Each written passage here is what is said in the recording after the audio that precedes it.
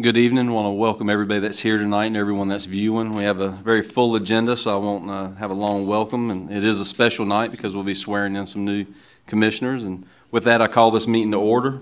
And for a roll call, Madam Clerk, if you just note for the minutes that Commissioners Garris, Farley, and Owens are absent, but we do have a quorum.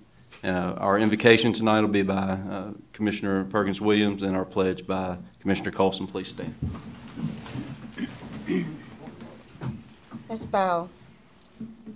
Dear Lord, as I offer this prayer for the citizens of Pitt County, for the new employees and the new commissioners, grant us peace, melody, harmony, and love for the citizens all over every place.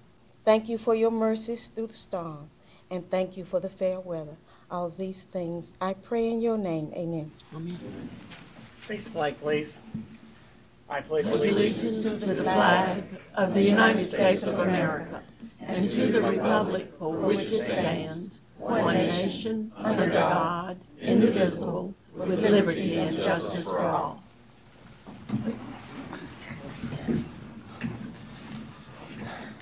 First up, we're going to do the oaths of office, and we'll do those in order by district, and by doing so, saving the best for last, of course. Madam Clerk. Invite Commissioner Boyd Huggins to come down.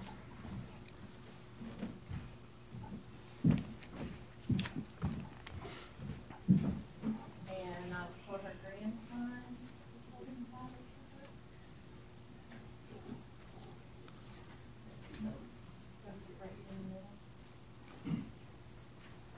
did you want to have any more? Yes, family members, come up. Come on. Yeah. Go on up.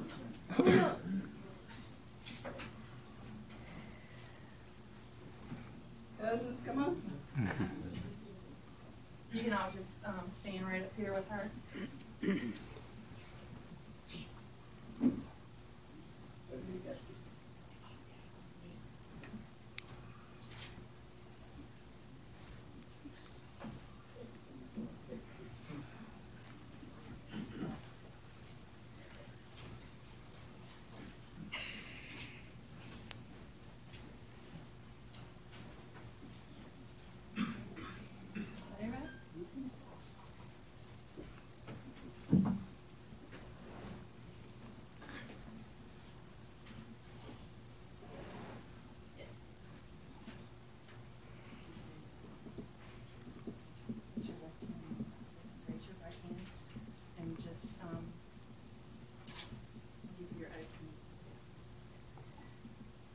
I do solemnly swear that I, Ann Floyd Huggins, will support and maintain the Constitution and laws of the United States and the Constitution and laws of North Carolina, not inconsistent therewith, and that I will faithfully discharge the duties of my office as Pitt County Commissioner, so help me God.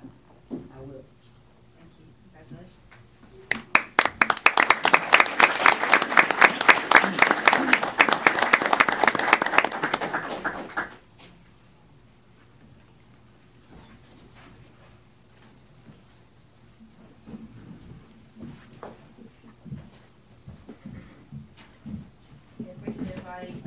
Commissioner Perkins-Williams. I didn't invite any family members, but I have someone from my district here, Senator Davis, and my cousins from my children. Do you want to invite the district? Yes. And did you have You live in my district, come on. I did not invite family members. You want to hold my Bible? Hey, so I can do it right. I state your name. Mary Perkins-Williams. Do you solemnly swear that you will support and maintain the Constitution and laws of the United States and the Constitution and laws of North Carolina, not inconsistent therewith, and that you will faithfully discharge the duties of your office as Pitt County Commissioner, so help you God? If you do, say, I will. I will. Congratulations.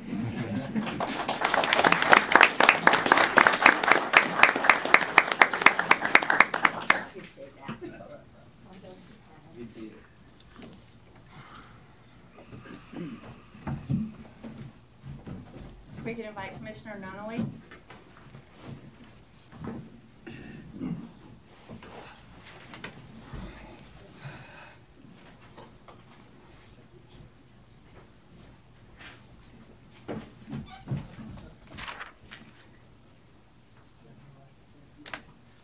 Okay. I'm going to say a few things if I can. First of all, I'm Brian DeSoto, a district court judge here in Greenville. I have known Chris literally my whole life. We grew up in River Hills, which is a little neighborhood between what we call the new Lowe's and the new Walmart, although neither one of them are new. But in any event, that was a neighborhood we grew up next to each other, probably about a football field away. And some of my earliest memories are me and Chris and his brother and other people in the neighborhood playing together and doing different things. In fact, my first sleepover was at Chris's house, and I think I made it till about 10 p.m., and I called my mom and told her to come get me, or walk over and come get me. So I have a lot of memories of Chris, and of course I'm very honored to see him where he is. We grew apart a little bit in high school, mostly because he was very talented in music and I was not, and went to different high schools, Vikings versus the Rampants, and some of those things. But I always had a lot of respect for him, and I could tell, very early that he was very intelligent and thoughtful. Even in high school, when maybe teenagers aren't thinking about serving their community, he was, and so it's no surprise that I see him where he is today. And of course, I'm very appreciative and grateful to be a part of this process. So, Chris, if you place your left hand on the Bible and raise your right. Do you, Chris Nunley, solemnly swear that you will support the Constitution and laws of the United States and the Constitution and laws of North Carolina, not inconsistent therewith, and that you will faithfully discharge the duties of your office as Pitt County Commissioner, so help you God? I will. All right, congratulations.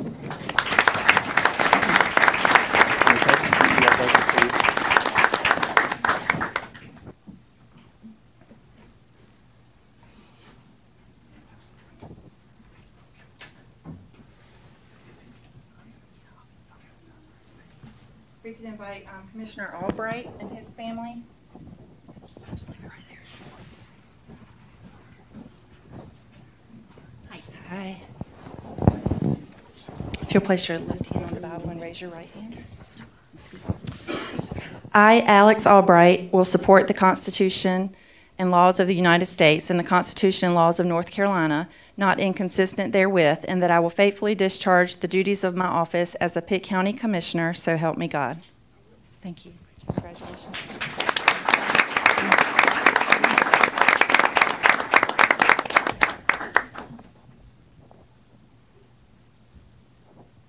We can invite Commissioner Fitzpatrick.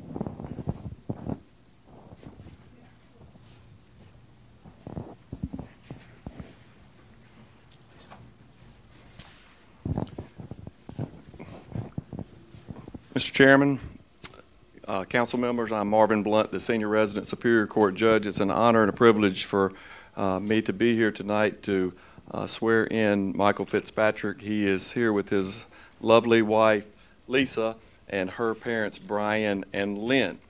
Now, Mike, you're going to have big shoes to fill for the courthouse, because when we lose Commissioner Webb and already lost Commissioner Owens, so you're going to have a lot of responsibilities. But we're fortunate to have a bright lawyer and a partner lawyer join. So thank you for your service, Commissioner. All right, Mr. Fitzpatrick, you place your left hand on the Bible, raise your right. Do you solemnly swear that you, Mike Fitzpatrick, will support the Constitution and laws of the United States and the Constitution and laws of North Carolina, not inconsistent therewith, and that you will faithfully discharge the duties of your office as Pitt County Commissioner, so help you God? I will. Congratulations.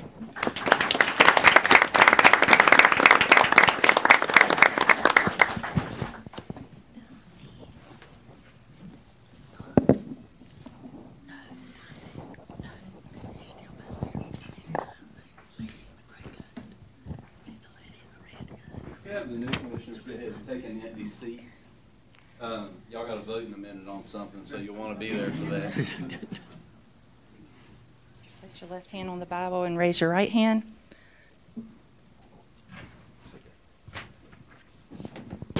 I do solemnly swear that I, Glenn Webb, will support and maintain the Constitution and laws of the United States and the Constitution and laws of North Carolina, not inconsistent therewith, and that I will faithfully discharge the duties as my office as a Pitt County Commissioner, so help me God.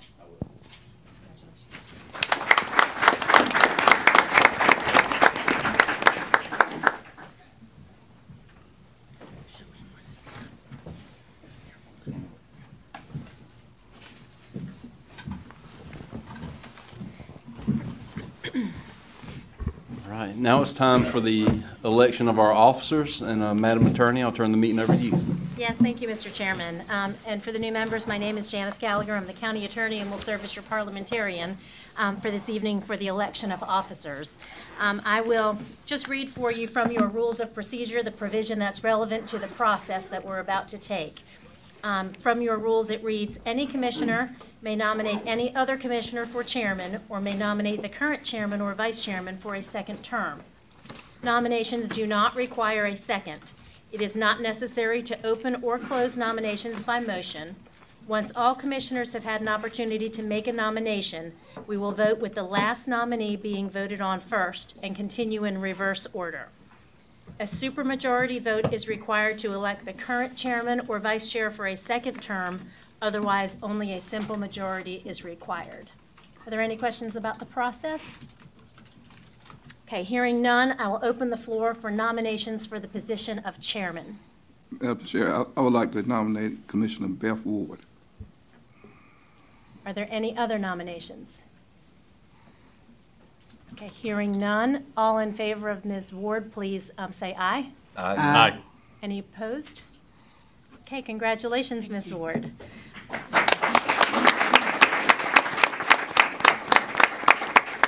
I will now open the floor for nominations for the position of vice chair. Madam Chairman, I would like to nominate Melvin McLaughlin for vice chair.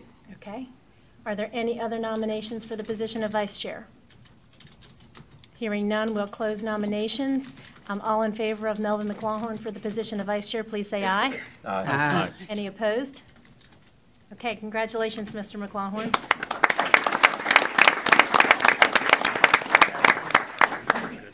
We'll now turn it back over to our new chair to take a break to rearrange seats. Yes, we'll take a break to rearrange seats. Thank you for coming tonight, by the way, to be here and take part of this. It's very enheartening. Thank you.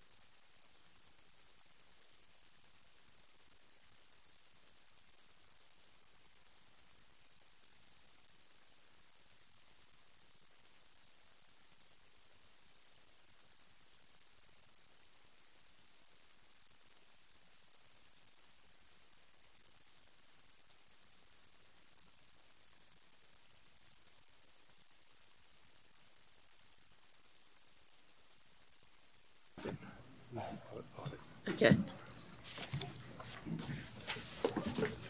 Good evening and welcome. We are ready to get down to business. Thank all of you for coming tonight, and welcome to all of our new members.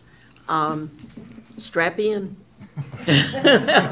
We're ready for a ride, but we are delighted to have you all with us. Join us up here. Pitt County is a wonderful place to live, and we have some wonderful people working here and in Pitt County, so we have our work cut out for us. But thank you all for being willing to serve, and our other members that have been here for a while. Welcome back. Okay, the first thing I will entertain is a motion to approve the agenda. Madam Chairman, we need to pull one item on that. The audit presentation. The auditors are unable to attend tonight due to the winter weather that's been experienced across the state. We would like to push that to the first meeting in January. Actually, your only meeting in January being January 7th. Okay, where is? That's under presentation, and it was actually your only presentation, number 8. Okay. So moved. Second? Is there a second? Okay. All in favor, please raise your right hand. Can we vote? Oh, is it working? You can vote on your system. If you press number 1, that's yes. Number 2 is no. Thank you. It wasn't working the last time. And it should show up on your screen. There it is. Yes. Thank you. Clark's third law. Technology sufficiently advanced is indistinguishable from magic. Okay, we have a public hearing.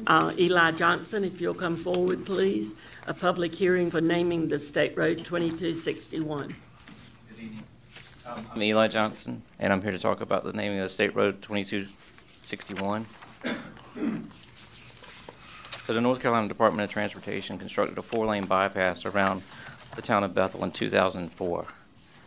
During that time, for addressing purposes, the County of Commissioners named the existing NC11 North route segments on the north and south sides of Bethel as NC11 Business, and then a newly constructed bypass around Bethel as NC11 North.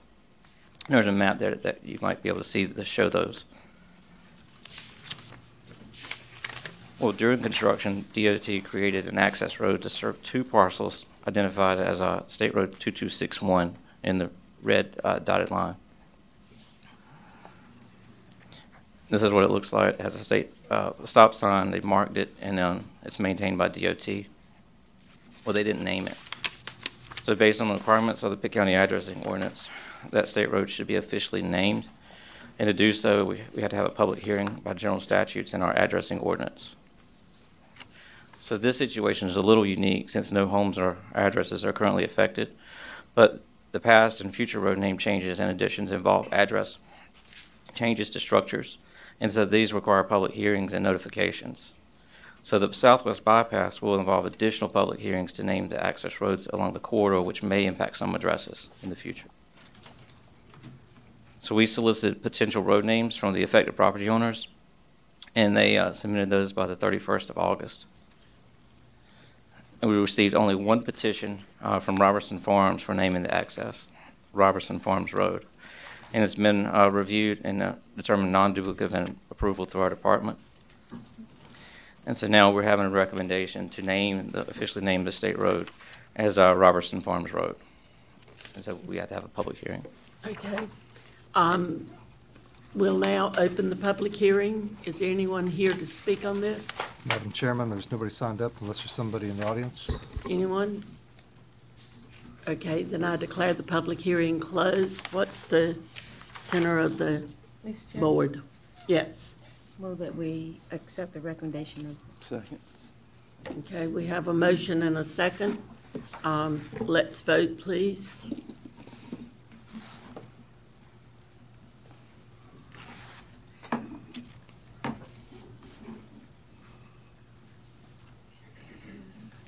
It's not working. It's on a timer and went black. If we want to vote by hand, that might be more. Okay. Oh, there it goes. Okay. If you'll raise your hand, please. Yes, I just need Mr. Albright and Ms. Ward to vote, and I think that'll work. If it does, yes.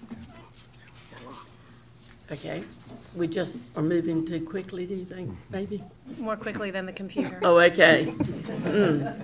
I don't think I've ever done that before. Okay. Thank you. Next on our agenda, well, that's been taken off. That's the presentation of the audit financial statements. We have our employee recognitions. Are you going to do that? Yes, Madam Chairman, if you can join me down front, and also if the board can do a motion to approve those either individually or all three together. Okay, I'll entertain a motion. Motion to approve. Second. Okay, let's vote, please. You may want to explain these three why. Sure. We have three employees of Pitt County who are retiring, and the employees, if you're a department head, you're recognized when you retire, whether you have 30 years of service. Otherwise, county employees who do have 30 years of service are recognized with a resolution that's framed and presented here at the Board of Commissioners meeting. So, Madam Chairman, if you'd like, we can go down front and.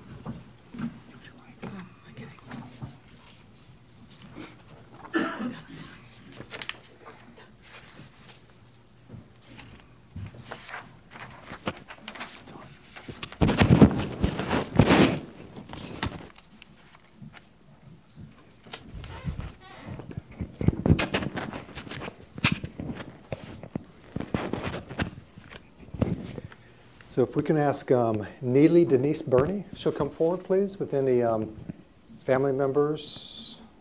Is she here? She's not here. Okay. Well, we will get that to her, yes. Okay, Lester Poppy. I saw him come in this evening. Lester, you have any family or? Okay. It's not sleeping, is it? Here, let me get on this side. Yes, Chairman. Madam Chairman, would you like me to present this and read it? Yes, and if you'll please read it. Thank you. Okay. Resolution honoring Lester L. Poppy for his years of service with Pitt County government. Whereas Lester Poppy was hired June 11th, 1984 in the position of a third shift computer operator in the data processing department, soon thereafter promoted to programmer, and ultimately served as a systems analyst in the Management Information Systems Department.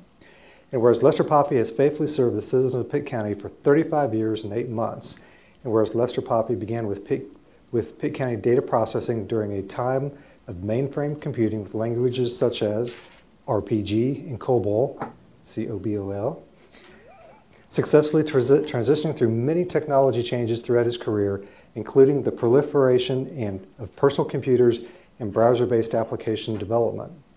And whereas Mr. Poppy diligently supported the technology needs of the mental health department for many years through the implementation of the Site Console and eCure systems.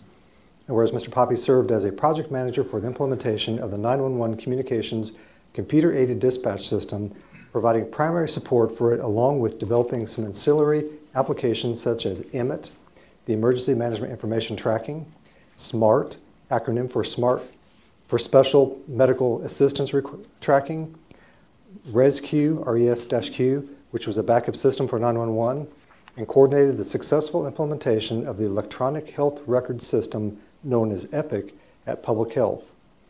Whereas Mr. Poppy developed applications that the citizens of Pitt County interact with, including eCheck, which is an application that facilitates paying taxes directly from a bank account with no service fee, and the Public Data Portal, which is a public-facing utility for downloading data.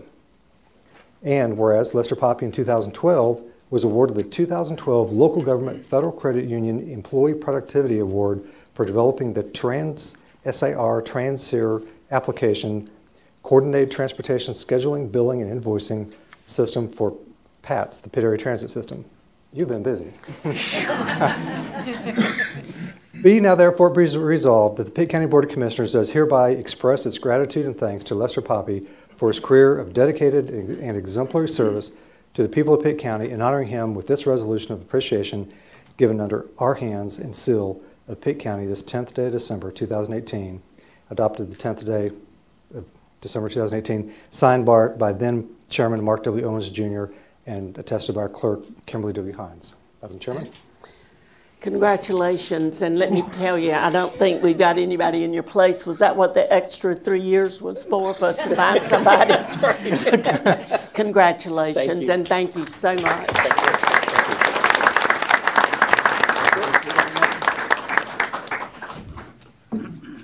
All right, if we can ask Dr. John Morrow and his wife and any of the family members he may have here to come forward.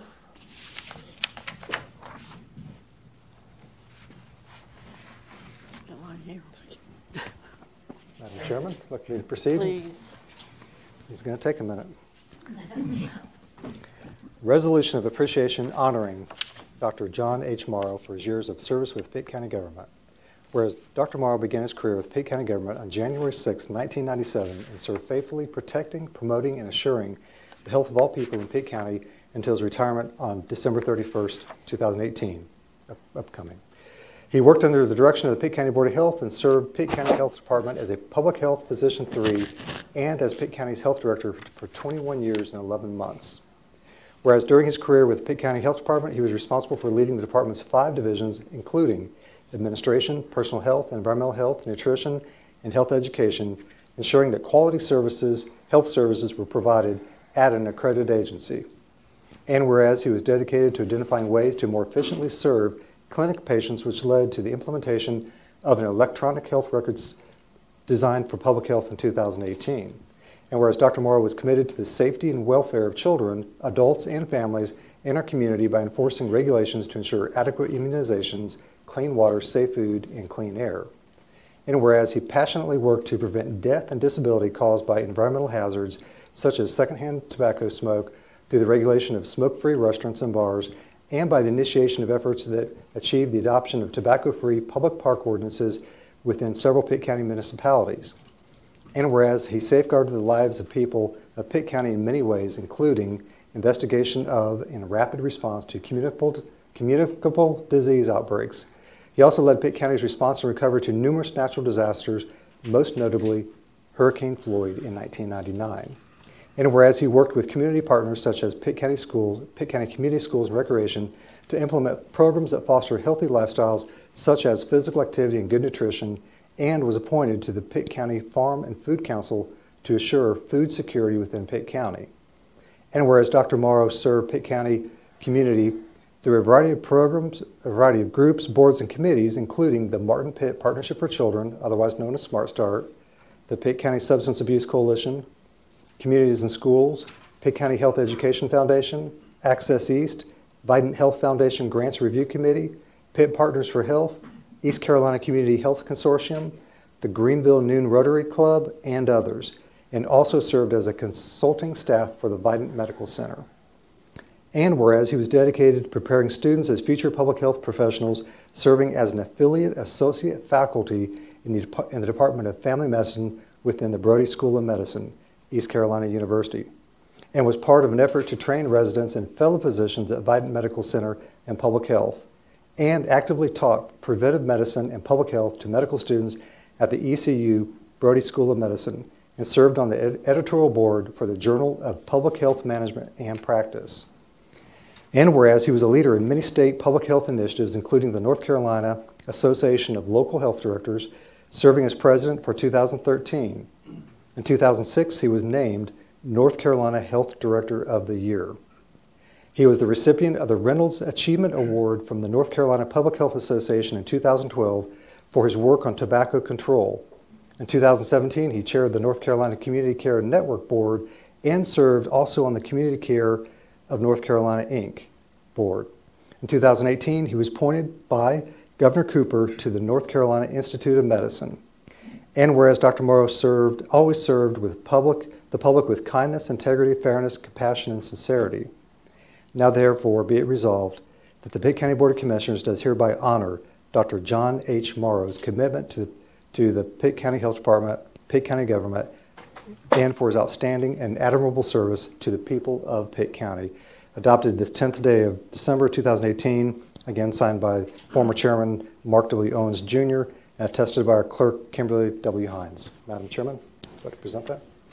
That's the longest one I've seen since I've been on here. And before I give this to you, we are really, really going to miss you.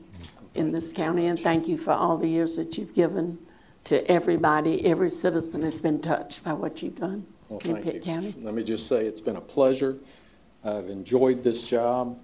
I've loved my work, but it's been quite an honor to serve the people of this county and to have the support of our Board of Health and these county commissioners over the years. It's really been my pleasure. Well, you need to come back at budget time. You did a good job.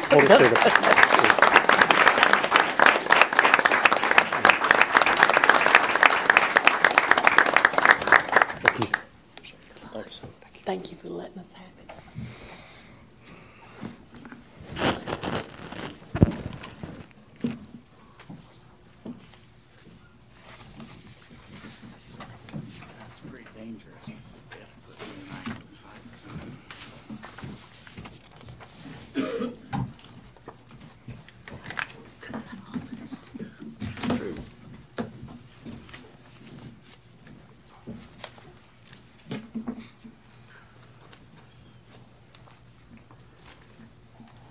Okay, our next item is public address for the board. Do we have anyone that signed up? Madam Chairman, nobody signed up unless there's somebody in the audience who'd like to speak. Has anyone come in and didn't get an opportunity to sign up to speak? Okay, if there's not, we'll move on and we'll go to our items for report. Jan Elliott with our Pitt County Social Services.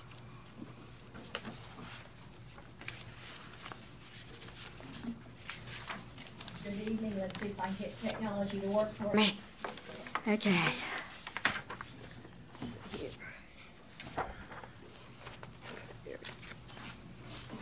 Okay, I'm here this evening to do the annual report for the Department of Social Services. And I want to thank you all for allowing me to be here tonight. I know it's a very busy night and one that all of you are going to be challenged with everything that's going on today. You should have a copy of the report in front of you. We're going to kind of follow along the report, but I'm not going to go line by any means. I want to certainly welcome the new commissioners, and I want to thank the former board for all the support that you have given us and our department over the years. I have put my business card there for the new commissioners, certainly, and any of the existing commissioners who want to come by and have a tour of the agency or to sit down and talk about the services we provide, we'd be more than happy to do that with you. Our goal as an agency is to do our part to help Pitt County be a safer, healthier, better place for us all. We play a role in helping to lift people out of poverty with our financial supports. We are about protecting those who are abused, neglected, or exploited as defined by the general statutes. And this booklet is just a snapshot of the agency. We're just going to hit a few highlights. And each year we try to focus on a few different things. Some years there will be some repetition. So we're going to start out, let's see if I can make this thing go. Okay, there we go. We're going to start with our child welfare services tonight. Oh, okay. Okay, so we're going to start with child welfare services tonight. Our protective services, our in-home services for children, and our foster care and adoption services. If you look at the chart that is here, you will see that Pitt County is seeing consistent increasing in child protective services. We've had a 26% increase over the last year, or the last, 7 years, in the numbers of reports that we're receiving that rise to the level of needing an investigation. At statewide, we're seeing about a 1% increase, so we are exceeding the state average. Our drivers include, obviously, poverty, domestic violence, substance abuse, among others. For those of you who are new, you haven't heard my spiel about persistent poverty.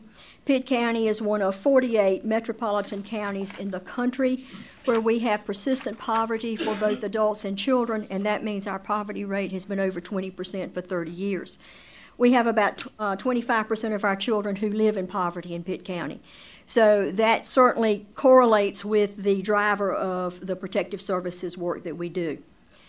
We have also in the past year had the implementation of the Plan of Safe Care, which is that all drug-affected infants who are born at the hospital there will be a referral, an automatic referral to the Department of Social Services. And this even includes drug-affected infants whose parent is on a prescription medication and taking it appropriately. We at that point need to decide whether that should be a screened in or a screened out report based on the information that we're given, and we also involve our child care coordination program in this process. So we have screened in the majority of the cases referred. Many of these are the street drugs, not prescription drugs. We work closely with a lot of folks in our community to try and improve the lives of children here. One example would be Teddy Bear, our Child Advocacy Center. They're working really hard to develop a more, drive a more resilient community. We're using ACEs as the background for that, and so that is an important effort that's going on. We're also at the table with the Partnership for Children and the Community Child Protection Team as we work to develop a plan to help prevent abuse in Pitt County so that we can become a community where children thrive.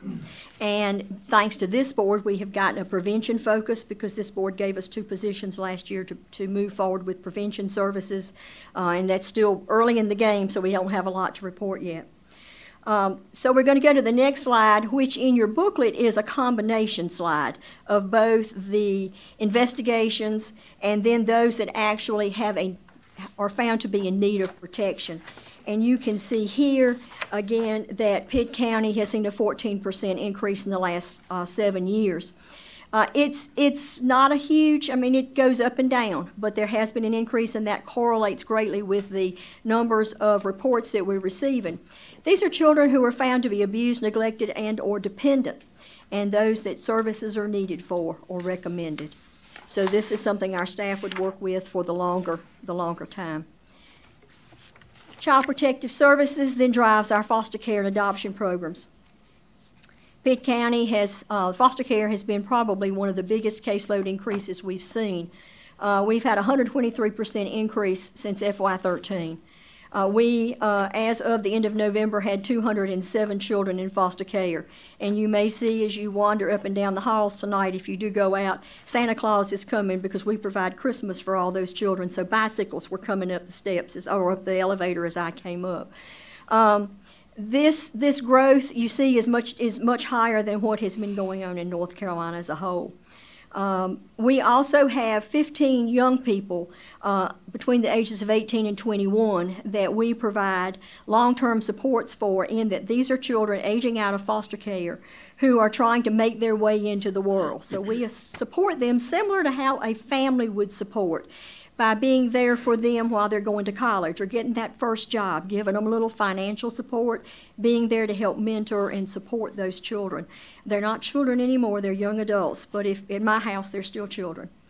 You did authorize us some new staff in July, and we have hired those, and we are also implementing lots of projects to try and help have an impact on the numbers of children we have in care. So now moving to one of our other divisions, would be our Adult Services division. We have Adult Protective Services, Adult In-Home Services, and Guardianship. Our in-home services are not discussed a lot in the pamphlet, but these are the services that we put in place to help folks remain at home and not have to go into long-term care. Those CAP services, those in-home aid services, that kind of thing. We're going to talk mostly tonight about protective services and guardianship. You will see in your booklet that the demand for adult services is growing faster than the state as a whole. We have seen an 82% increase in the numbers of folks. We are an aging society, but these numbers that we think about also include our disabled adults who are being abused, neglected, or exploited. You can see the increase here in Pitt. Many of these cases have some mental health connection. They're not your 80-year-old grandmother who's in the nursing home. So with these cases, once we make the determination of protective services need, some of these folks will wind up coming into the guardianship arena. We also run the guardianship program. We are the only disinterested public agent guardian in Pitt County. Right now we have about 150 guardianships, 150 wards that we're responsible for. We make medical decisions for them. We make other decisions for them. Again, many of these folks are in that much younger age range. and are difficult to manage as opposed to, again, that grandmother sitting in the nursing home. So there's a lot more volatility. We're also spending more county dollars in providing services to these folks because they don't necessarily have the financial resources when we need to place them in care or when we need to help them with some housing kinds of situations. And so sometimes the county has to help with that until we can get resources in place. So that is what is going on in adult protective services and guardianship. Our economic support services area is Medicaid, food and nutrition services, or food stamps as most folks know it, and the Workforce Family Assistance Program. I'm going to start with the Medicaid program, and this is a slide I show you right often. People think about the Medicaid program and think about all these families and children that we're supporting on the Medicaid program. You will see that around 23 to 25%, in Pitt County it's 25 right now, this is a national figure, use about 56% of the dollars. And that's because these are the folks that are in nursing home care or having the high dollar expenditures on medical care. Although our children represent about 41% of our population, they're a less costly group to fund. I will tell you that Pitt County, as of June 30, ranked number 11 in the state in the number of Medicaid beneficiaries. We had 40,750 individuals who were receiving Medicaid in Pitt County or Health Choice. And Pitt County receives about $230 million in claims payments to the doctors, drugstores, hospital, etc. If we look at our food and nutrition program or food stamps, we're going to talk first about the population that we're serving. And you see about 50% of this population is in the age range that you would consider a working age range. Some of these folks are disabled, some are caring for someone like a young child and are needed in the home. Some have earned income. Many of these folks already work, but they work low-wage jobs. Or they may have income from other sources. We do work really hard to engage folks in employment and getting them skilled up, and this past year we assisted 404 folks with job search, job retention, educational training, and those kinds of things in the food stamp program alone. Food stamps goes by many names. You may hear it called SNAP, you may hear it called food nutrition, EBT, whatever it is, food stamps. And about 15,000 families in Pitt County receive these services each month. The average benefit's about $192. The total payout to the various food outlets in the county in a non-hurricane year is around $53 million to the grocery stores and other folks who accept EBT benefits. With Florence alone, we issued over $2 million in benefits to the folks who were impacted by Florence here in Pitt County. So that's what's going on some with our food and nutrition program. Our Workforce Family Assistance Program, or TANF, or it goes by a lot of names. It used to be called AFDC a long time ago, but in 1996, Work First came into play, and we began reducing the numbers of folks who have received Work First assistance with time limits, with job requirements, etc. So if you look at the most recent years, we didn't go all the way back to 96, you can see the amount of decrease, which is 90% in Pitt County. And I want you to know that 150, 200 folks that still remain on the program, the majority of those folks are children, and they're being raised by their grandparents or an aunt and uncle because there's no adult to take care of them. Those that are still with their parents, we do require them to participate in work programs, and we do have programs for them. We also require anyone who receives Work First to go after child support for those children so that the parents are paying where they can. That's what's going on with Work First. It's a very small number of the folks that we see right now. Right now we're in the midst of our heating program, so I will throw that out for anybody who has not already heard. This is the time to go apply for your low-income energy assistance. If you're 60 or older or disabled and receiving benefits through the Council on Aging or some of those kinds of folks, you would be eligible to apply now, and in January the rest of the population applies. So just need to do a shout out for that while I'm talking about assistance programs.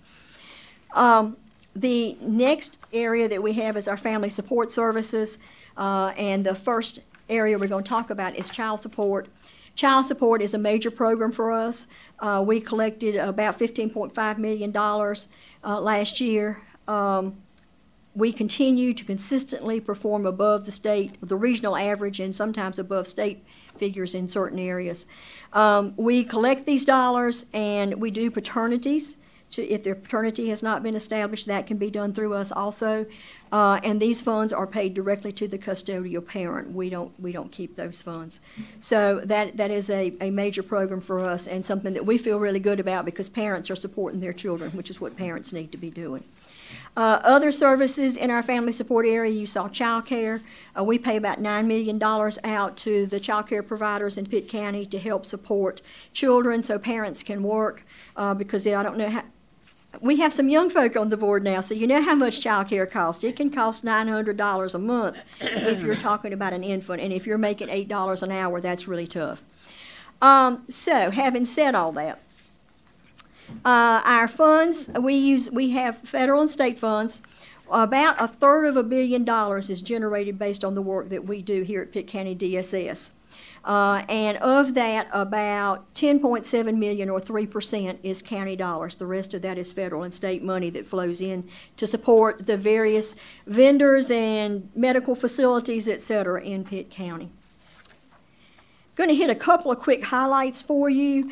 Last year, we did some things that we thought were kind of cool. We finalized the agency strategic plan. This is the first strategic plan the agency's had. It's a 3 to 5 year plan. We have implemented permanency roundtables for those foster children to try and help folks who are children in foster care. If they can't go home, what can we do around permanency for them? We've established a foster parent association. We've celebrated, and this is one I'm really proud of, it gave me chills. 93% of our high school seniors in foster care graduated this year, and that's just almost unheard of. And we are helping them to transition to higher education, employment, and military service. I think we had 3 that went into the military.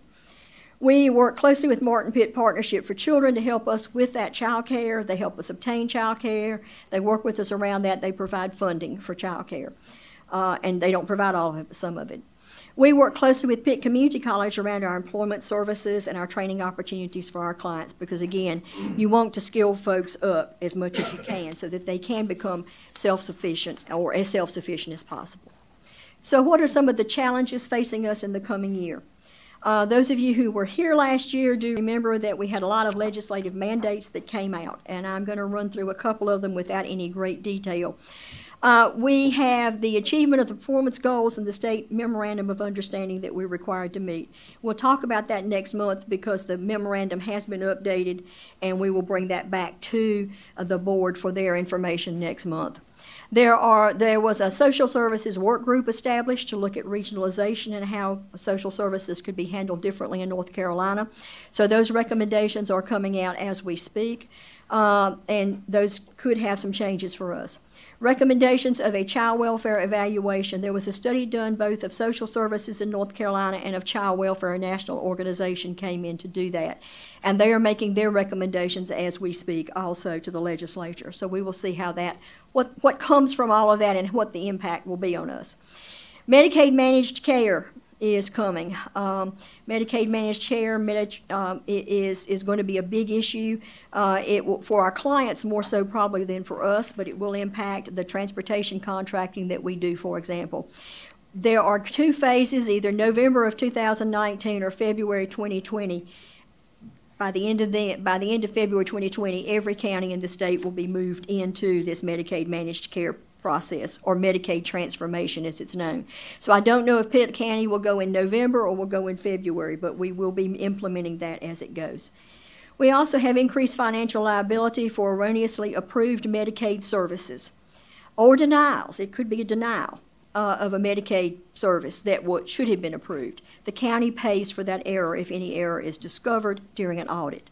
Thus far, and I need to find a lot of wood, Pitt County has not had an error. But if we had had one, that could be, it could be substantial depending on what the medical service that particular person received. And I don't know about you, but none of us are 100% accurate every day. We are also on the the short line for the automation of child welfare record keeping in NCFAST. And although some of you were here for the implementation of NCFAST Phase 1, NCFAST Phase 2, some of you heard about it in the newspapers, I'm sure. So now we're working on NCFAST for child welfare, and that may be coming to us by about September. So that is my fast zip through this, because I know y'all got a lot to do tonight, and I want to see what questions you might have, or anything I need to say to you. Anyone have a question or a comment? Thank you so much for all you do. It's a big, big job, and we do appreciate you. Thank you so much. Okay, Mr. Rhodes, if you'll come forward. Hurricane Florence mitigation grants. I put an S on that.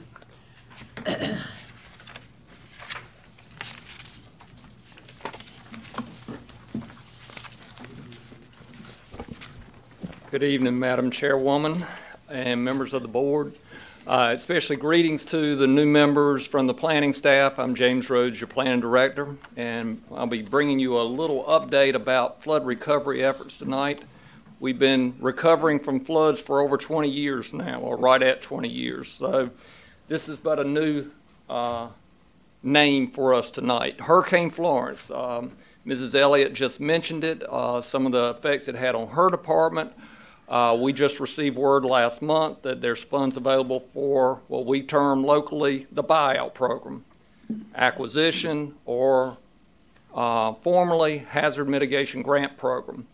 Altogether, this allows the county to purchase properties with federal funds, some match from the state, and purchase these properties that are flood prone, that may have been severely damaged or repetitively damaged through some other flooding events. So we have gone ahead and sent out notices to quite a few folks, over 100 that we know have had some damage in the past, that are were not accepted for Hurricane Matthew buyout, and I'll give you an update on that in a minute. But we've got about 100 folks that have received notice along with the applications, and starting tomorrow at the Ag Center conference room, we'll be accepting applications. The state is preferring that we do this independently, so planning staff will be there taking these applications, assisting folks with putting those into the state portal for consideration. So that's tomorrow from 1 to 6. Also, a heavily impacted community of the county down in Grifton will be there on Wednesday from 9 a.m. to 1 p.m. at the train depot. So again, if folks are not able to make one or the other, they can also come by our office. We'll be accepting applications on through January the 11th. And this will give us time to get it into the state system. One change, the state has extended the deadline until February the 8th for us to get this information to them. Gave us about an extra week, so we'll be submitting the letter of intent at that point. We'll be back before you at your January meeting, probably to get an affirmation, Madam Chairwoman, about moving forward with simply acquisition versus elevations. We've been strong proponents of acquiring properties, not elevating necessarily, because we prefer to get folks out of harm's way and make sure that we can get them to higher ground. So we'll be back to you at your January meeting for more information on this program. Welcome any questions. Okay. Any questions from anyone? James, could the information that you gave about another location of where they could go and sign up or whatever, could we put that on our Channel 13? We may already be doing it, I don't know. We have advertised these two sites, but we'll certainly let people know that they can also come by our office. And maybe put a deadline, that would be good. Yes, ma'am. Thank you. Okay, next we have our Senior Resident Superior Court Judge, Marvin Blount, making a presentation under our items for report. Thank you. Thank you, Madam Chair. Commissioners, before I begin with the brief presentation on the initiative I'd like to present, I want to say it's an honor to serve as your Senior Resident Superior Court Judge here in Pitt County. I'm Proud to have the job that I have and the facilities that we have, and I really commend the commissioners of their wisdom over the years to build the jail that they've built, the facilities, the courthouse, the courtroom at the jail, and our facilities at the courthouse. We have wonderful facilities, and I want to thank you individually and collectively for all of your support over the years. Also want to mention that the county manager, county attorney, and also your county engineer have been extremely helpful in preparing for the North Carolina Supreme Court visit, which was supposed to be this fall, but due to Hurricane Florence, they have postponed that. And I just learned last week that they hope or anticipate to come back to Pitt County in May. So we are hopefully going to get that back on schedule. But thank you for all of your support. Madam Chair and members, at this time, as your senior resident Superior Court judge, in addition to the responsibilities of holding court and my administrative duties, I believe it's my obligation to also bring to you initiatives that you, as the commission, should consider for our criminal justice system here in this county and this community. Earlier today, I went before the Greenville City Council and made a similar presentation to them. I went into more detail with the city about this same issue and initiative, because I believe that the city should and could be a good partner for the county in this initiative. And I don't know an easy way to explain what this initiative is without just giving you an example of how our system works. I'll be glad to answer any questions and go into whatever detail that you may wish. I know that Commissioner Fitzpatrick and Commissioner Webb will understand these issues better than others, but Commissioner McLaughlin and others do have some understanding. When an individual gets arrested for any reason, they're taken down before a magistrate. The magistrate determines a bond amount for the crime that has been committed. The bond is a bond amount. The bond is placed on that individual. They are placed in the jail, and if they have the means, they either make bond and get out, or they don't make bond and they stay in jail. They stay in jail till they make bond, or the bond is lowered, or some type of accommodation is made. What pretrial release does, or pretrial release programs, in lieu of a bond, when someone commits a low-level offense, certain misdemeanors and low-level felonies, and they don't have a record of violence or harm to the community, then they may be eligible for release, but release with supervision. And that, in essence, is what pretrial release is. For example, if someone who commits a low-level felony of breaking and entering a motor vehicle, they may go before a magistrate. The magistrate within our bond policy can place a bond of up to $10,000 on that person. The magistrate places a bond of $5,000. If that person can't afford the bond or to pay a bondsman, then they sit in jail. But if they don't have, and I'm giving you a very simplistic view of this, if they don't have a bad record, if this may be their first offense, they may not have any other offenses other than traffic offenses, but they can't afford $5,000 to get out of jail, then they may sit in jail for weeks or longer, and just because they can't afford to get out of jail. So what pretrial release would do is it's a program where these individuals of the low level offenses, they are screened, and using objective criteria based on their criminal history, if they have any pending charges, any past criminal history, the type of offense they've committed, and their ties to the community, a recommendation is made to the court of whether or not that person is eligible for release, but with supervision. And based on that recommendation, the pretrial release, and this is what I'm discussing, a program pretrial release, an individual with the program would make a recommendation to the judge, who would ultimately decide whether or not they are eligible whether they could be released at all, and what the conditions are. So pretrial release could make a recommendation that they be eligible for release but with supervision, and the judge would have the ultimate decision. He or she may say, no, I don't think it's appropriate under these circumstances, or I have other information that I don't believe that this is appropriate. Now, the one thing that I know that I want you to keep in mind that these are offenses that are low-level offenses, misdemeanors and certain low-level felonies, and that decisions that would be made about release would be made with the maximum assurances of community safety and assurances that that individual would appear for court. As Mr. Webb, Commissioner Webb knows, and Commissioner Fitzpatrick, the reason for bond when someone is placed under arrest and put in confinement for pretrial purposes is only twofold, and that is to assure their appearances in court and to do no harm.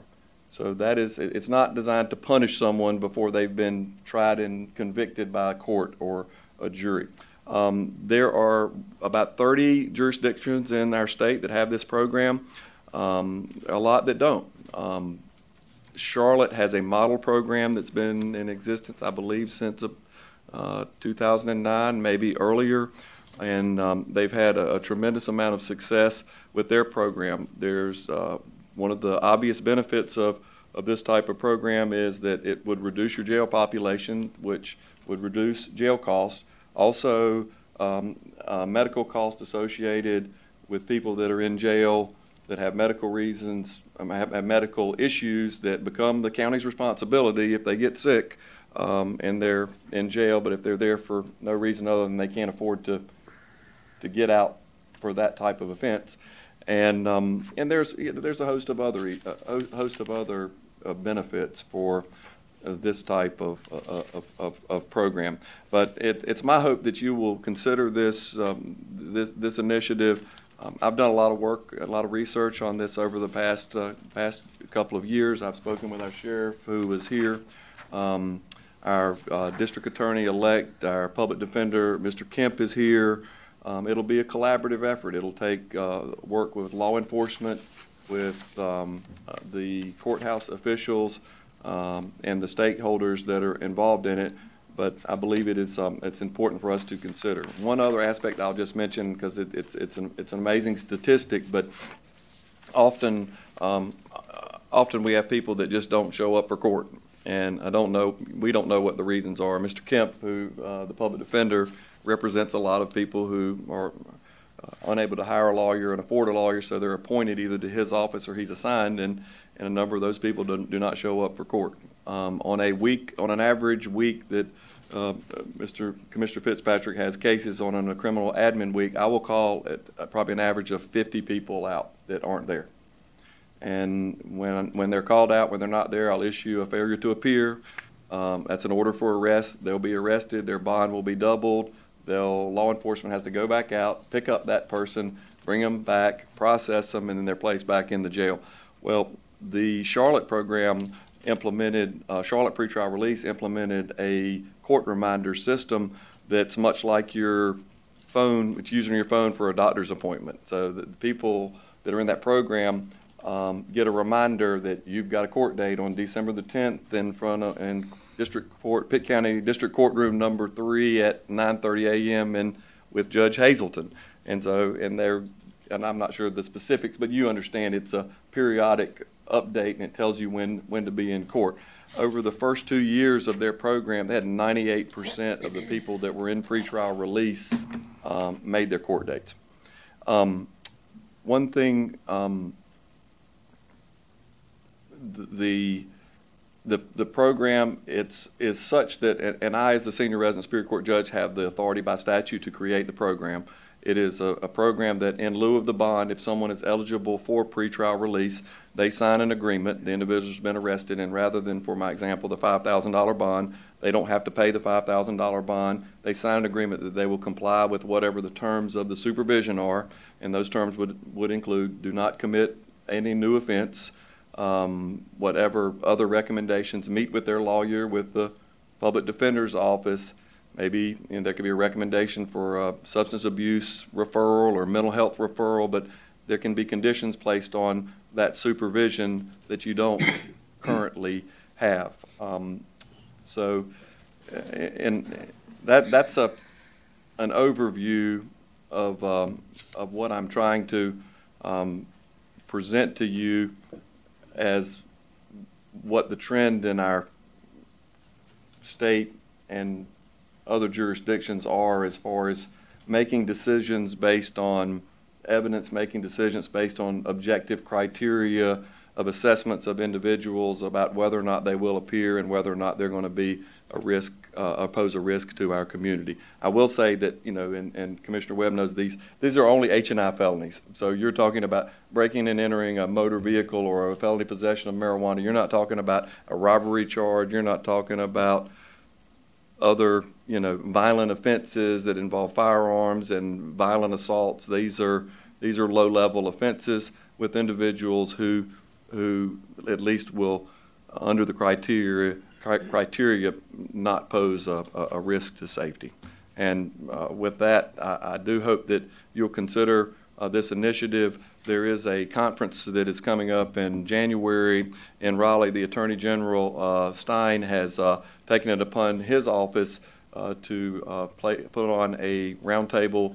We have been invited along with 18 other jurisdictions in the state, some of the largest counties, some of the smaller counties, but several of the counties that are similar to our size and population, geography, and statistics. And there are, you know, other places have these programs that are fully implemented, and there are many that don't have anything like how we find ourselves. But I'm hopeful that in January that the county will send a delegation. I believe the city is willing to participate and hopefully partner with the county, and that from that symposium and that roundtable discussion that we can learn something or learn more about what may be beneficial to our criminal justice system here in Pitt County and our community.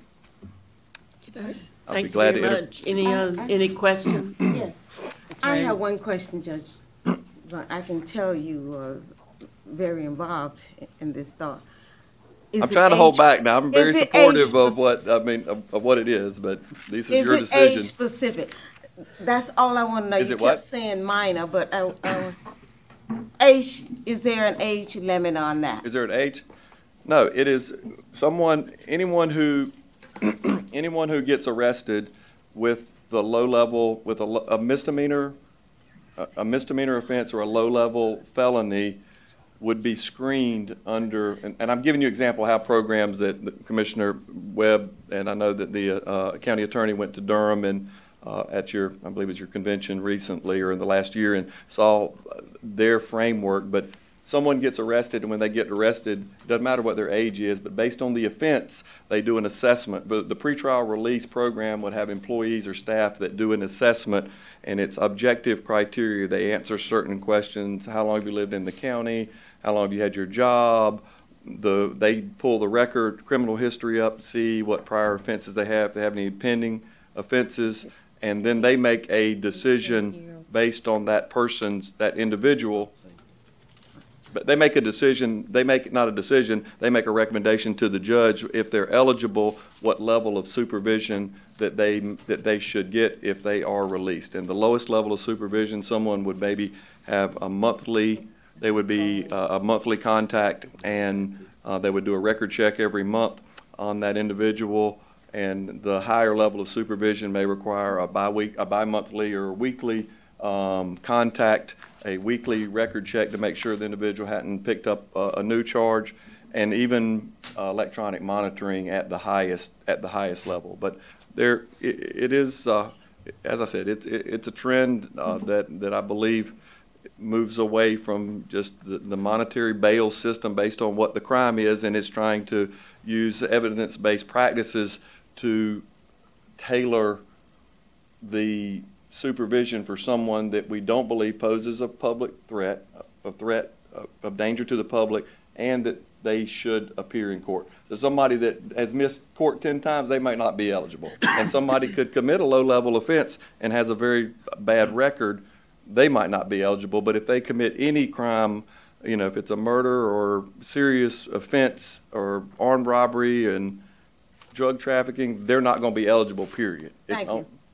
Okay, Mr. Webb. I just want to make a quick comment on it. It's something I do support. As we know, my main job is to arrest people, but at the same time is to, you know, protect and defend the Constitution and laws of the state. And bail is just a guarantee of appearance. It's not so that people can serve their sentence in lieu of a trial. Misdemeanors, what, 135 days is your max? Could be 150. 150, but we have a lot of people that sit in jail 60 to 130 days. That couldn't even get an active sentence sometimes. Right. And most of and even on the low felonies, they would just get probation, but they sit, and especially on the felonies, they'll sit in jail for longer than they would have been sentenced. So we have a lot of people that serve their sentences in lieu of their trials, and I don't think it's very constitutional, and it's not right. Mainly because they just can't make the bail. And so, you know, there's some people, a $500 bail, you'd be out in 20 minutes. There's other people, that'd be a life sentence if the condition was you paid the bail before you ever went to court. So I think that's something worth supporting and making sure. And on the monetary end, to take the human side out of it, it costs us $70 a day to keep someone in the Pitt County Detention Center. And if they're not otherwise a threat to the public, there's no point in paying that amount of money, because you start multiplying that out by how many people we have in there. And then the crowding it causes and the safety issues it causes for our detention officers, I think the benefits outweigh the risk. Well, thank you, Commissioner. I've had several conversations with Major Phillips at the jail, and he's expressed, you know, to me that, you know, there are certain individuals that their time, the staff at the detention center and the detention center officers need to be focused on certain individuals, not some that are there because they can't afford to get out of jail. And I use this as an example. If somebody is arrested for stealing food, they're probably not going to be able to afford bail or bond.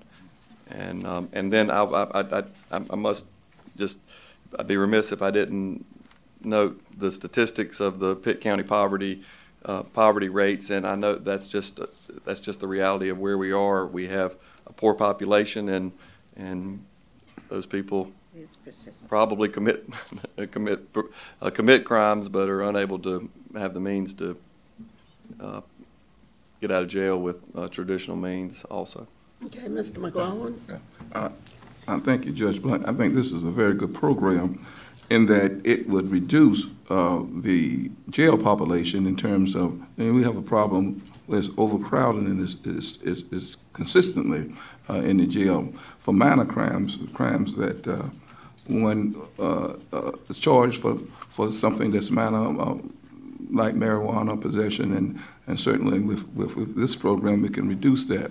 I think another point of interest is that we want to make sure that the city is involved in the financial aspect of this. The county would certainly, if this is acceptable, which I hope it will be, would take part of it in the financial area some. But I think because a lot of these inmates would come from the city, that they will join force in terms of making this a dual type of program. Well, you're correct, and I think the statistics, and I bet Commissioner Webb would know, but I think from 2017 to 18, about 37% of our county arrests came from the city of Greenville. Mm-hmm. So their number maybe 3,500 or so. That number sound about right? That's bad. So, I mean, and I think it makes sense from an equitable standpoint, but also just from the reality of the county that we are, and I hope that the city will be an active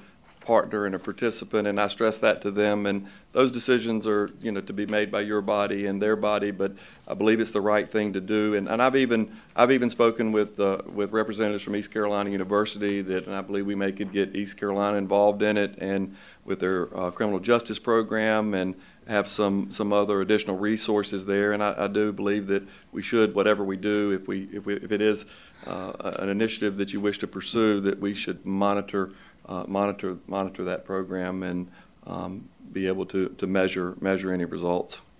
Okay, Ms. Higgins.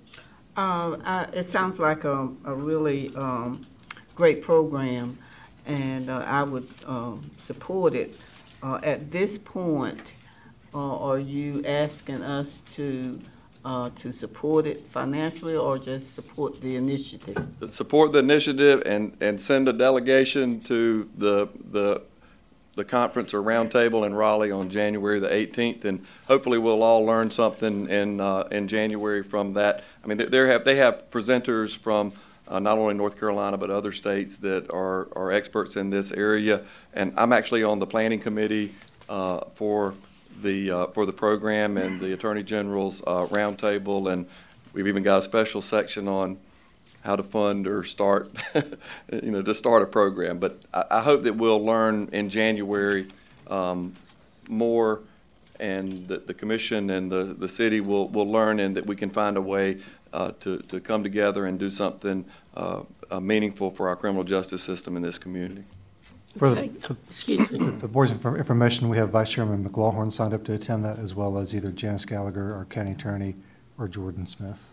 Thank you, Mr. Manager. That's what I was going to say, that I think that's what we'll pull this together with, the fact that we're already supporting the fact that we will have people join your delegation so they can bring back the information to us. So we appreciate your... Thank you again for your continued support of the courthouse and our initiatives, and I myself, and on behalf of all of the judges and the courtroom employees and staff, our clerk of court is here, Sarah Beth Rhodes. We appreciate the county support. We have a wonderful courthouse, wonderful facilities. I'm proud of it, and proud of what y'all have done for us and maintained for us. So thank you. Thank you very much for your presentation, and the rest of you who were here. Thank you for being here. Okay, we're ready for our manager's report, Mr. Elliott. Okay, next will be brief tonight. Your first item is your next meeting dates. In the month of January, you have one regular meeting due to holidays and such, and that'll be January 7th. That'll be a 9 a.m. meeting. You also have on January 28th a special capital CIP budget workshop, which is concerning your capital improvement plan, as it's information that will be discussed as it goes towards the budget in spring. We'll also cover some budget indicators of what we're forecasting, some of the opportunities and challenges going into the new fiscal year 1920. So if you'll just put those in your calendar. The last thing is the NCACC conference that will be held. The Legislative Goals Conference will be held in Wake County January 10th and 11th, and I believe you have later on a request for a voting delegate on that on the agenda. Yes, later on under items for decision. Okay. That's all I have. Okay, I'll entertain a motion for acceptance of items for consent. So moved. Second. If I can ask the board's indulgence on item number, there's a correction on number 10 regarding the $250,000 Pitt County is receiving from the General Assembly. The amount is right. Before you is a corrected budget amendment form. I believe they modified the numbers of what account it was going into to account for the dollars received. Okay, any questions about that? Okay, let's vote, please, on the items for consent.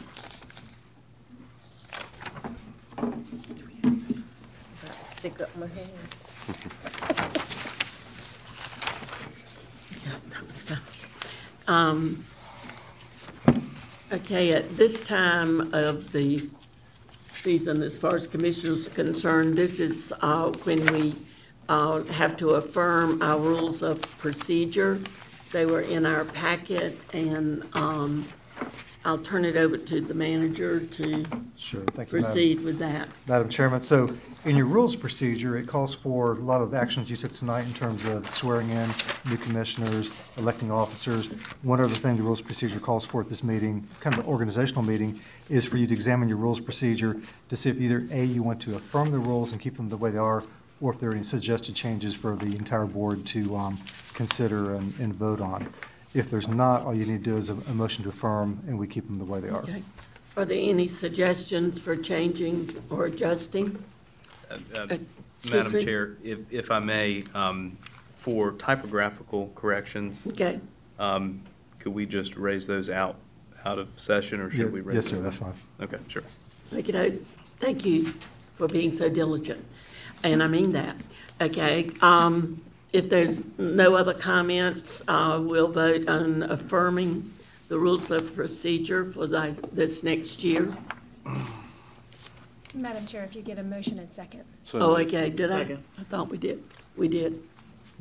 Did you get them? Okay. All right, let's vote, please.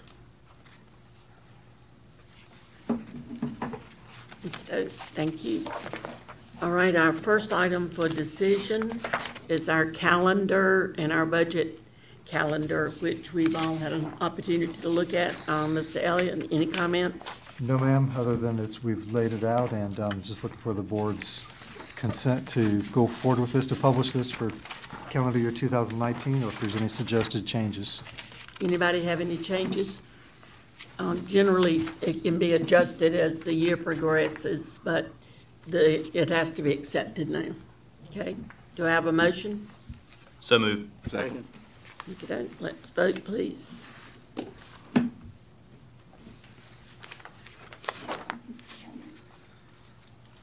Okay, this is what you referred to before, the voting delegate for the Legislative Goals Conference. And I think we already have someone. Yes, we have Commissioner Mary Perkins Williams, who's registered to attend as a county commissioner, and we have our county attorney, Janice Gallagher. Okay. Any other nominations? Okay, I'll entertain a motion. So move. Second. Obviously for Commissioner Perkins Williams? Yes. Okay. Let's vote.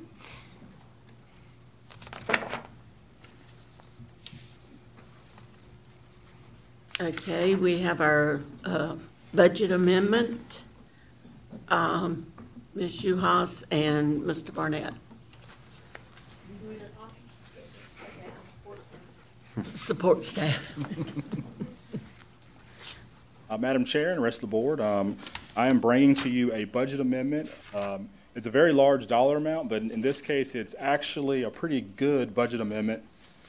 We are looking to take money out of our Industrial Development Commission's fund balance to pay incentive agreements that we have in place. We do have one particular company here in town that has, they were a little delayed in their certification and filings for their incentives for the last 2 fiscal years. We have budgeted that money, and when they do not file, that money falls into fund balance. So basically what we are asking tonight is to take that money out of fund balance and then to pay those incentives. So these were budgeted in prior years because it did fall to fund balance. We're having to appropriate them out of the Industrial Development Commission's fund balance. This is not general fund balance. Right. And it is a multi-year payout. It's not for 1 year. I move approval. And actually, I just want to maybe just clarify the statement that the certifications were late in filing. I think they may have been filed timely. I'd like the attorney maybe to expound upon that. We had just, in terms of processing them, and then the company had transferred hands, and we were unsure as to the ownership, so there was some ambiguity there with processing those. Do you want to expound upon that at all, or is that good? I think that's sufficient. Upon my review, all of the requirements of the incentive agreement were met in terms of timely filing. There were just some delays in terms of confirming the impact of a transfer of ownership on the company, and some time to determine whether or not that forfeited or affected the payout. And after review and speaking with the company and their counsel, I am satisfied that the terms of the agreement have been met and that this is money that the county is contractually obligated to pay.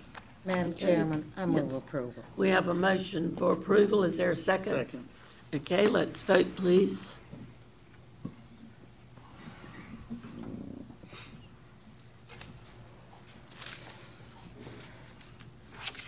Okay, Brian, while you're still up here. The next item I have is our Medicaid hold harmless repayment to the state. Each year we receive 2 payments from the state's Department of Revenue for our Medicaid hold harmless amount within our sales tax. The first payment is based on a calculation. The state projects how much they intend to bring in for the year, and then the second payment in August, the state will look at what was actually brought in, and they have to square it up. And in this case, the state actually overpaid us the $203,000, which at the end of our year rolled into our fund balance. And since the state overpaid us, they are asking for that money back. Okay. No. Any questions? Motion? So moved. Is there a second? Second. Okay, let's vote.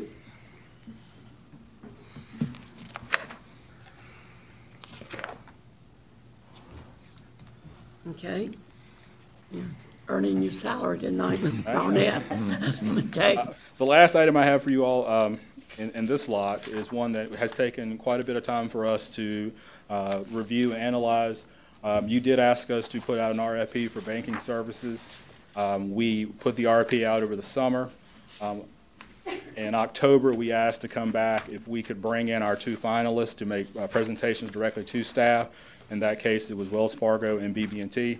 And after careful review, staff is recommending that we do switch from Wells Fargo to BB&T to handle our banking services. And we would like to start the process of the contractual process with BB&T to kick it off. We have been with Wells Fargo for, in some form or fashion, for the last 18 years. As staff, we do believe that there are opportunities out there with BB&T that are somewhat more cost effective. We also believe there's opportunities to look at some of our processes to streamline, to be more efficient in how we handle our finances, and we feel that BB&T can provide that service for us. Okay. Any questions? Move to approve. Well, I second. Okay, we can if I still may. have discussion. Yeah, Brian, wondered in the packet, didn't see this. In review of switching banking services, do you have to present us maybe an estimated amount of savings with the switch, with the banks that we approached to see if we were in fact going to save money in the move? So in the packet, I did provide you with a monthly cost breakdown.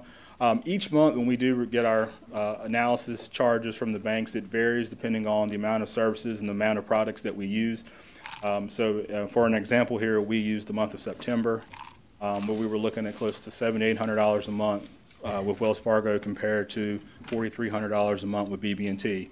That's just one particular area of savings on our analysis cost. BB&T also has a lower amount that we have to keep as a compensating balance each month.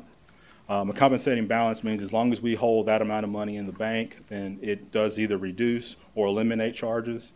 The less money we have sitting in the bank, that's more money than we can invest, the more money we can invest. So it's not necessarily a cost savings, but that's an opportunity that we can go out and earn more money on money that's sitting. We did look at all of our banks, and each bank has a rate that they provide. BB&T did not have the lowest rate, but it had one of the stronger rates from a long-term standpoint than some of the other banks.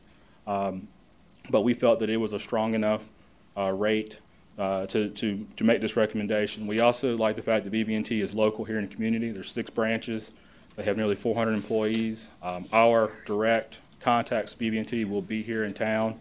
And we just felt like, from a community standpoint, it was a good bank to recommend. Okay, any other questions? Okay, let's vote, please. We have our motion and a second. Okay, our next item, Eric Gooby, if you'll come forward, please. This is a minor design modification to a conditional use permit for one of our sand mines. Yes, ma'am. This is it's a minor design modification to the Barnhill Contracting Company sand mine. This is located on Old River Road, right at the intersection of Barris Construction Road. There's 3 parcels that are involved in this, and this is a modification not just to the permit, but also to the previously approved site plan. Just as a little background, under the zoning ordinance, a minor design modification is considered a change to a permit or a site plan that has no substantial impact on the neighboring properties or the people around it. Because this board is the ones that was the permit issuing body, it has to come back before this board for your approval. So if it had been a staff approval, staff could have approved it. Because it was a conditional use permit, it has to come back before y'all tonight. And also, again, because it's minor, that does not require any additional fees, doesn't require a new public hearing or new application or anything. So that's why we're not holding a public hearing tonight. It's just an item for decision. The conditional use permit was approved, again, back in August of 2016 for a 68-acre sand mine. That approval required a 100-foot setback from all property lines. We as staff, we do annual inspections, particularly of sand mines, of all our conditional use permits. And when we looked at it, we determined that about 12 acres had been subdivided internally from the original parcel. And with that excavation area, it means that they've essentially subdivided one part of that excavation area, and it basically puts it out of compliance with that 100-foot setback. And I'll kind of explain that to you here. As you can see, these are the parcels. There's two parcels that are actually subdivided. The parcel 83599, which is to the south there, that's the only one they're excavating currently. But they have purchased the property. Barnhill Contracting has purchased the property from the Blounts, who own the larger property. Barnhill is the mine operator, and they've purchased it essentially so that they know the limits of the excavation that they're going to be doing out there. But again, that new property line put them out of compliance with that 100-foot setback. The zoning ordinance was amended in 2017 to allow the mining setbacks to be measured 100 feet from the permit boundary area, as shown on the state-issued mining permit or the site plan approved by the county, whichever is greater. Previously, that 100 feet, again, was measured off the property lines. So that permit boundary doesn't necessarily have to follow the property line, but where they delineated that boundary, that would be where the 100 feet is measured from. So the request is to modify the conditional use permit and site plan in order to bring the property into compliance. And just to show the difference, this is the original approved plan that shows the 68 acres as it was originally delineated. The red dash line is the permit boundary line. And so you can see on the new modified plan, the excavation area is generally unchanged from originally. It's just that permit boundary increased, and that accounts for that extra 10 acres. So there's no change in the excavation. There's no change in the amount of material that's coming off of the property. It's just where the line on the map is increasing for that permit boundary. So we as staff, we have reviewed this modification. We did find it was a minor modification and won't have any substantial impact on the neighboring properties.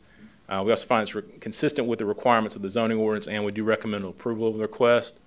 Brent Cottle with Barnhill Contracting Company is also here if you have any questions specifically for the mine operator. Okay. Any questions from anyone? Okay. I'll entertain a motion. Move to approve. We have a motion Second. for approval and a second. Okay.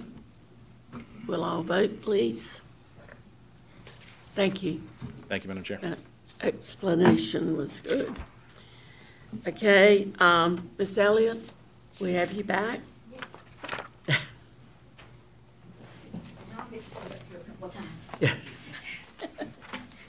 Okay. Get the mic down. I will. I know you know. I did not bring my stool tonight. I'm so sorry. We know that. We ladies were of challenge type. Okay. We come before you because Pitt County requires that we get permission from county commissioners before we apply for any grants. We have 2 grants that we're trying to apply for, and we'll talk about the first one, and then the next session will be the next one. This is a VOCA grant, Victims of Crime Act grant. We are trying to think very creatively about how we can provide more services within our agency at a lower cost to the county, and also how to grow our own, so to speak, as it relates to social workers, which are very difficult to find. So this creative activity may actually become a model for other counties if it works. January 30th is our application deadline. This grant is to provide services to underserved victims of crime, and we're going to use foster care as an example. That is an underserved victim of crime. And as you heard, we have a significant growth in foster care. We hope to pair this with some AmeriCorps funding, but that's a much later grant application. So if we don't get this grant, we don't move very much further. We are looking for stipends for students in social work at the university. We have partnered and have conversations with the university about how this might work. We do understand that internships create a financial hardship for many of the students, as they can't work their part-time jobs, plus their extra costs because they're not on campus for things like meals and those kinds of things based on what they're doing. It's very difficult, as I said, to recruit those qualified BSW and MSW social workers. So having those interns gives us sort of a foot in the door with some staff. And in fact, we've hired several of our interns recently. The increased numbers in all of our service caseloads, it will provide us some additional resources to provide services to those folks. And this grant would also give us some money to provide the supervisory staff for the interns. The one thing I have to say is there's an oops, and the oops is the no county funds required. There are county funds required. Good to be true. It is a 25% match, which would be $43,750. But that can be in-kind match. So things like the space, the MIS services, the supervision from myself and others, we believe that the bulk of that could be provided, if not all of it, through the in-kind. But you do need to be aware that there is that match rate. We think that this would be a great opportunity to provide field instruction, to get some part-time relief at a very cheap rate. We're anticipating potentially over a 12-month period of time having as many as 12 interns, not all at one time, thank you very much, but as many as 12 interns through this process. And these interns can carry small cases, they can do some of the caseloads, they can do some of the work that the regular staff do. Because they're coming through the MSW program or the BSW program at ECU, they've already had the pre-service. So there's a lot of pluses to this for the department and at a very low cost to the county if we're able to make this happen. And again, we're trying really hard to attract social work staff. And I say that statewide. It's difficult to find social work folks who want to go to work for the Department of Social Services. They want to go into private practice. They want to go work at the hospital. They want to go work lots of other places. And so if we can grow more folks who are interested in coming into social services at the DSS, then recruitment issues, turnover issues, a lot of those things could be impacted. And so that's why folks are looking at us around the state to see if we can pull this off between AmeriCorps and this kind of grant. There might be other kinds of folks who want to try and replicate it. Madam Chairman? Yes, ma'am. I move that we approve this department to seek this grant. Is there a second? Second. Thank you. Let's vote, and we do appreciate all of that because it would be ideal in many situations. Very ideal. Okay. That passed. Next, we have the big grant. Off Jan. Okay, I'm sorry. That's why I'm Thank standing you. here. I thought I got you. Okay. This is the big grant, and this one definitely has no match. We became aware of a Federal Justice for Families grant that provides training, and it's training that would be available to our child welfare staff and potentially to our court partners, and it's called Signs of Safety. It is an internationally vetted training program as you work with families in child protective services to help you make sure that those children are safe, secure, and we only remove children when we absolutely positively have to from the home. So hopefully reduce trauma. The state doesn't, this is a practice model. The state keeps telling us they're going to implement a practice model. They have yet to implement a practice model. And so when we saw this grant, we thought, fantastic, we can go ahead and start working on our own practice model. This is a practice model that Wilson County has been using for the last 5 to 7 years. When they implemented this model, their foster care caseload was in triple digits. They now have 32 children in foster care. And I won't attribute all of that to this, but certainly that has had a significant impact on Wilson County and how they've been able to move forward. The state continues to look at a practice model, and as we understand it most recently, what they're looking at is an offshoot of this particular model. So even if they implement something, it would not change our practice. Apparently the ex-wife of the person who put together this model has gone out on her own. So it will look very similar. So we are asking for permission to go after this grant. It is a federal grant. The decision would not be made until October, so it's a long time out before we would even know if we were accepted or not.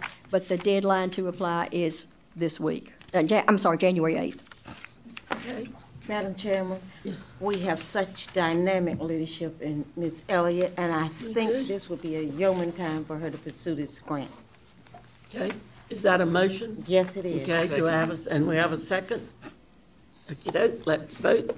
Thank y'all.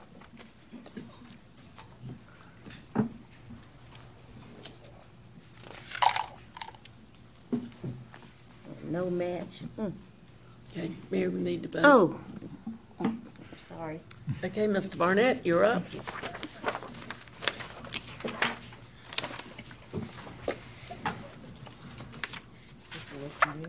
It usually doesn't work.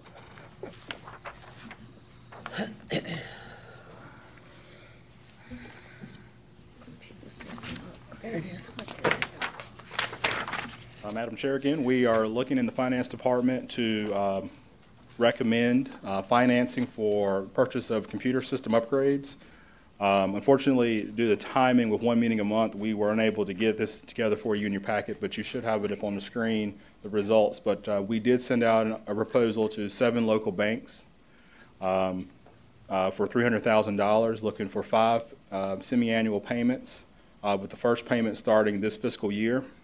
The proposals were due last Thursday, December the 6th. All 7 banks responded. The best, what we're recommending to you is Southern Bank. They had the best interest rate. They also had no fees. So at this time, we are looking to recommend and going with the Southern Bank proposal for 2.3% for $300,000. That sounds good. Any comments? Move approve. Okay, we have a motion for approval. Second. And a second. Let's vote. So you gotta get it done by tomorrow, right? Exactly. Isn't that what they said? Yeah. It'll get done. Okay, Scott? Yes, you next have a resolution. A resolution. That is being asked for the board to support this for the JCPC, which is the Juvenile Crime Prevention Council, for an allocation expansion. They are, because of the Raise the Age legislation that is set for December 1st, 2019, they are asking the General Assembly to appropriate additional monies to the different JCPC councils or entities to service the needs of those folks. There was some question raised up in agenda preview whether there were any extra JCPC dollars today that maybe could go towards the pre-release initiative that Judge Blount was talking about. And after confirming with staff on that, there are no extra dollars. At the most, they might have $500 or $1,000 at the end of the year that are unspent funds by entities. But the kind of money that this pretrial release program was talking about, that won't even begin to probably touch the program at all. So if the board would consider this, this would then be forwarded on to the members of the General Assembly or local legislative delegation, asking them to support additional funding for the Raise the Age. And Raise the Age now, as I understand it, right now 16 and 17-year-olds are tried as adults, and this would bring them back as juveniles. Yes. So that would come under this umbrella. It didn't go up to 18? Okay, No, I anyone believe so, just 16 and 17. have a question or a comment? I'd like to vote for approval. This has been embraced among counties within the state, so I think this is certainly a very good program that we'll be embracing. Is that a motion? Yes, ma'am. Okay, do we have a motion and a second? Let's vote. This is a very active group of people for our juveniles, so since they've added, we need some more money to ages. Take it out. Scott, okay. Hello, Mr. Demery, how are you? Fine, thank you. Madam Chairman, members of the board, I'm John Demery, Solid Waste Director for the new members. I welcome all of the board members out to our facility to take a look, but especially the new members. Give me a call. I'd love to give you the nickel tour of our facility. We are in the process of doing some work out there at our transfer station floor. The Board of Commissioners awarded a contract to Farrior and Sons to repair the transfer station floor back in the August meeting. The Contract price was approved for $155,600 with a 5% contingency not to exceed $163,380. Before the project started, we met with the contractor, our consulting engineers, and county staff, and there was a few items that we took off and some that we added. And once the pricing came back, the deletion and additional work increased the total cost by $5,400 for a total cost now of $168,845. I'm here asking approval for the county manager to be able to sign the change order and be glad to answer any questions. Okay, any questions? Comments? John, we should be done real quick with the rest of this stuff. Could you stick around? I'd like to talk to you in private. Yes, sir. All right, Okay. thanks. A motion, anyone? Move to approve. Second. Okay, let's Brings vote. in good money.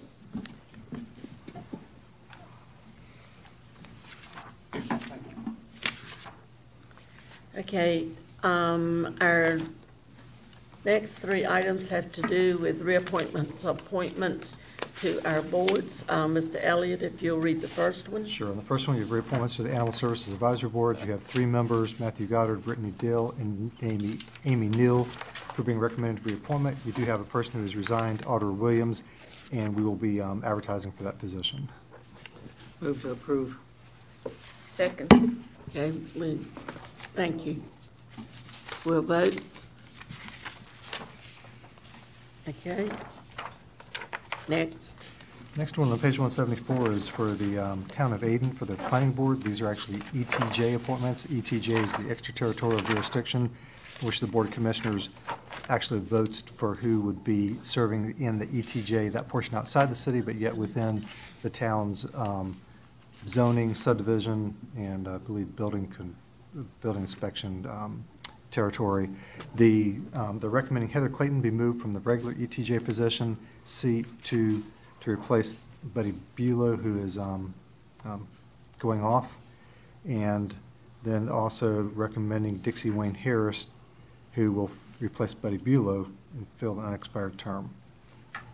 Move the recommendations. Second. Okay, let's vote.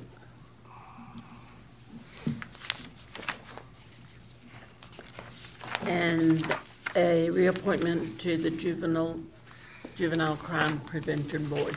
Yes, this is for Mike Taylor, Deputy County Manager, CIO, Chief Information Officer. He serves on the JCPC. This would be an exception because it'd be more than the 3-year terms, but this is a staff position, so it's recommended he be reappointed. Madam Chair, motion to reappoint Mike Taylor. May I add that he's doing an excellent job on that board. Thank you. Second. Okay, second? Second. Okay, let's vote.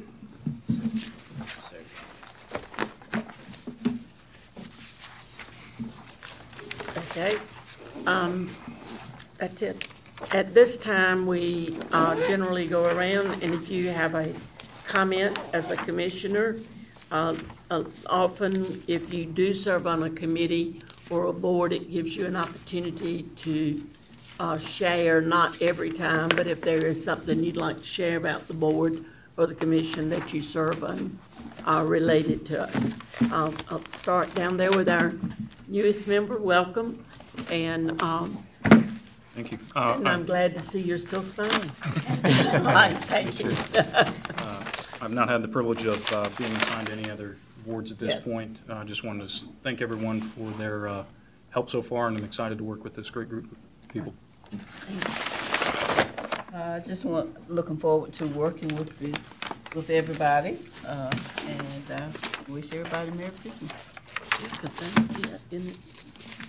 Wanted to thank everyone for coming today, and also thank all of the commissioners for being so welcoming to the new members.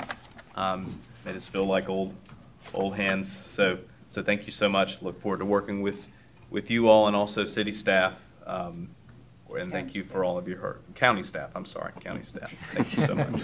We know where you live.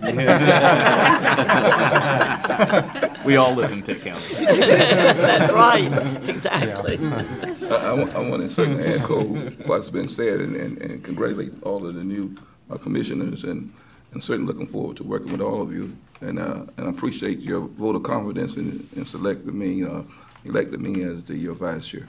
Thank you. Okay, and I'm going to take this moment to do something I have a note right in front of me to do. I think we have some people here with the chamber leadership class. If you would stand, if you don't mind, and let us know who you are and welcome. Hi, I'm Patty Gillen. I work at Biden Medical Center. Okay. Good evening. I'm Jennifer Dici. I also work for Biden Health. Okay. And I'm Byron Ames with the Overton Group. Okay, good. Welcome, and I'm sorry that I didn't do it earlier, but I did do it. Thank you for coming. Mr. Aubrey? I'm glad to be here and delighted to have such wonderful staff. Right. I'd like to wish all of you and the citizens as well a very merry and safe Christmas and a happy new year. Okay. Welcome, new members, and Madam Chairman, I'd like to ask you to consider reappointing me to all of the liaison boards that I'm currently on. Okay. And we'll be getting to that soon, and I appreciate that. Before I start on that, thank you. Okay. Just want to welcome our new members. I think you're going to really enjoy this. I was concerned that, all the good looks would be leaving with me, and Oh, my goodness. and the last election pretty much confirmed that. And we So, don't bring our weekend putting up with. but no, welcome aboard. I look forward to the time that I'll get to spend with you, and Merry Christmas to everybody. Okay. I'll entertain a motion for adjournment. Motion to adjourn. Second. Is there a second? Okay, let's vote, please. Oh. For adjournment. I'm already out. Like, get up.